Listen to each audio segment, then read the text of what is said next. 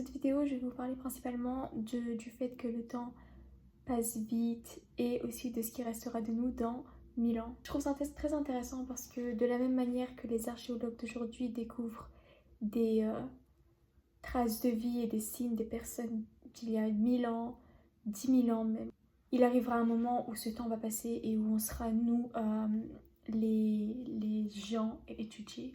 Les différents scénarios que j'ai pu rencontrer, que j'ai pu rechercher, c'est assez intéressant. Déjà, les archéologues du futur, ça pourrait être des personnes, tout comme ça pourrait être des IA, des intelligences artificielles. Et dans le premier scénario, il y a un moment donné où l'IA fait ses recherches et tombe dans un serveur poussiéreux d'une terre abandonnée, très ancien. Il trouve ce message-là dans un serveur oublié quelque part sur la terre, très enfui, très poussiéreux. Il l'ouvre et il voit le prénom de quelqu'un. Par exemple, Lina, Elise, Hugo, peu importe.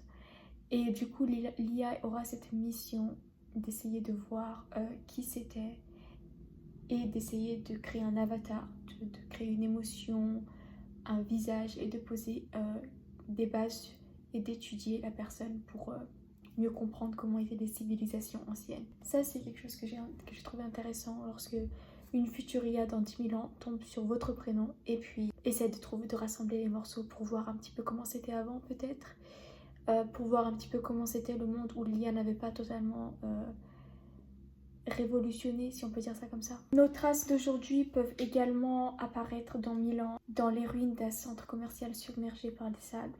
Disons, il y a un explorateur dans 10 000 ans qui fait ses explorations, il va dans des ruines et puis là, il tombe sur... Il fouille et il tombe de la même manière que l'IA sur le nom d'une personne et il va essayer de redonner vie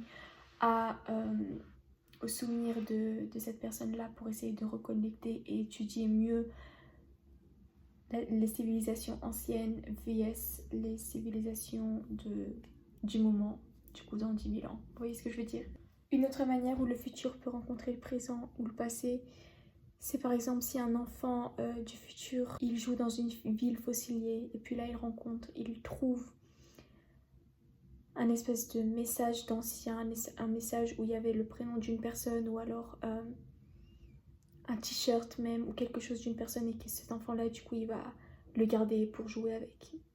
Disons, dans 10 000 ans, il y a un adolescent très perturbé, très triste, qui fouille dans les étagères, dans les anciennes étagères et qui tombe sur un message de toi de 2025 qui disait par exemple, je sais pas moi, quelque chose d'apaisant comme il y a une lumière après chaque obscurité ou des choses comme ça. Et cet adolescent-là, en 2125 ou 21025, bref, dans très longtemps, il tombe sur ce message-là et il trouve du réconfort dans le message que tu as envoyé.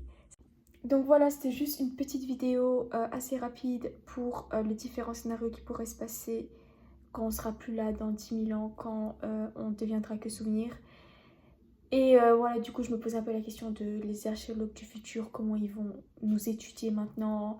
Qu'est-ce qui se passerait si, par exemple, les gens futurs ou les IA futurs tomberaient sur quelque chose de nous, qu'est-ce qui pourrait arriver, qu'est-ce qui pourrait se passer. Et ça, c'est des choses lesquelles j'y ai pensé et puis je me suis dit c'est assez intéressant de voir les différents scénarios possibles. Donc voilà, vous dites-moi ce que vous en pensez et merci d'avoir regardé la vidéo.